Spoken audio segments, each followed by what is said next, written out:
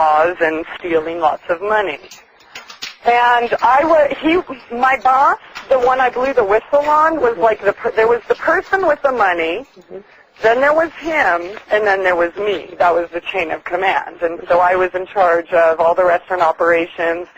He was, just the one that took all the credit and for everything and stole everything. And and then the guy with the money. So things got really bad, and so I asked the guy with the money, hi, would it be cool if you come in and, can I chat with you about a few things? And I had everything about that documented, and, oh, yeah, sure. No, what do you want to talk about? Well, I just, I'd rather talk to you in person about a couple things here. And so he just kind of, yeah, whatever. Okay, I'll let you know tomorrow. But what happened tomorrow was the little boss, the thief one, came in and said that, he had to let me go because the sales didn't justify my wages. Uh-oh. But given the fact that I had more than doubled their business and my salary was only $3,000 plus bonuses a month, I mean, that was a lie. He just said that to get rid of me. But that backfired because they were all my recipes and my products, and we had clients like Homeland Security or the City of San Diego or where the $20,000 a month in my products were going to these people. So I did write a legal document and made it very clear, because we did have an agreement. These were mine. I opened my first restaurant 15 years ago, and I'm sorry, probably about 12 years ago. Mm-hmm. I've created all these, and, this was my work, and I let him know that he didn't have the rights. And eventually, they did go out of business, but these people were kind of in trouble for embezzling and things.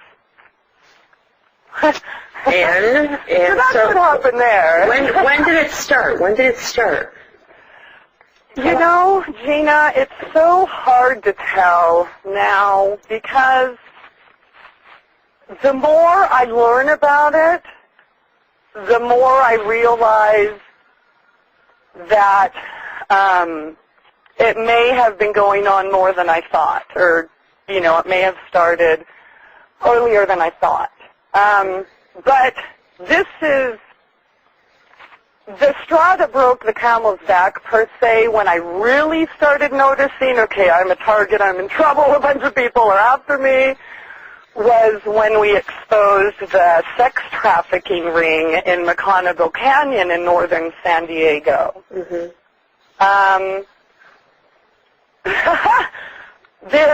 There were between, at any given time for the past 2 decades, 300 to 2,000 illegal aliens living in a canyon. They were living in a canyon because they were working for multi-billion-dollar businesses that were right next door. Of course, they didn't want to provide them humane housing. They just treated them like slaves out there, as they were running a sex trafficking ring, bringing in 13-year-old girls from across the border. Ana Garcia from NBC, and all the reports are still there. You can, this happened, and it had been going on forever. Of course, as soon as she made the report, oh my gosh, she's racist, she has to lose her job. Okay, so she's racist for talking about 13-year-old girls getting smuggled from Mexico? Somehow that's okay? $30 without a condom, $15 with? Well, stupid me. When we went, I had interviewed the migrants and found out it was still going on, and we found all this evidence and turned it in. But I didn't know at the time the people I was turning it into and thinking I was being a good citizen or doing what anyone else would do. I didn't know I was turning it into the people that were doing it, that were covering it up. Mm-hmm.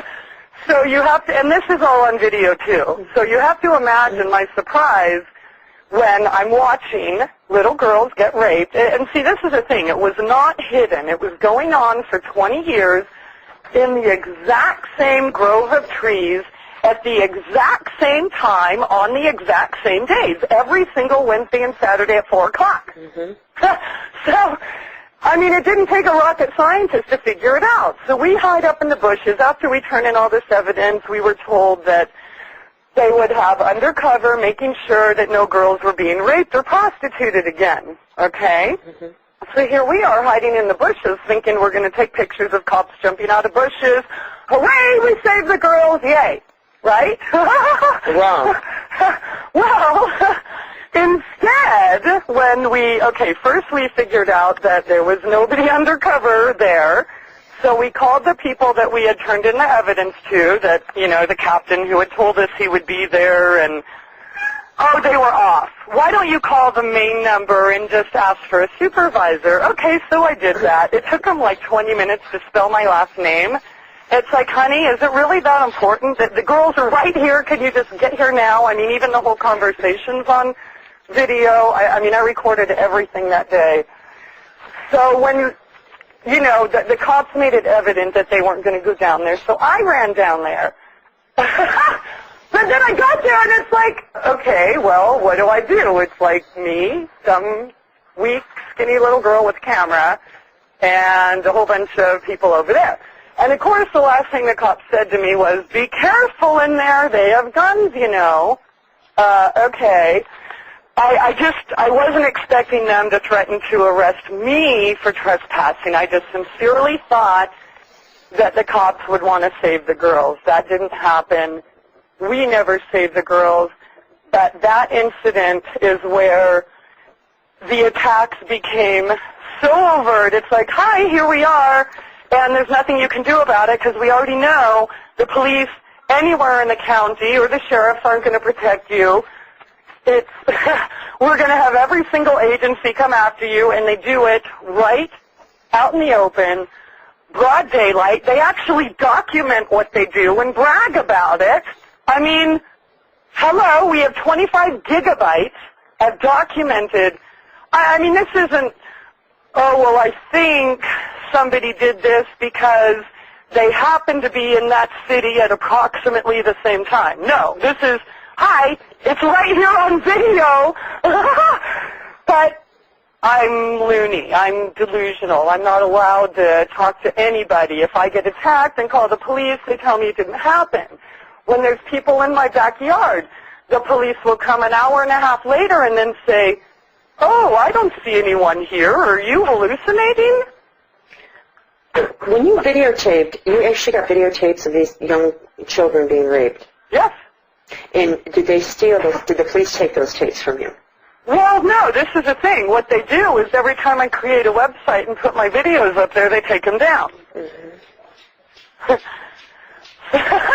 I've had 5 sites deleted. My other friends that have put sites up for me, they get deleted. No questions, no nothing. They just disappear one day.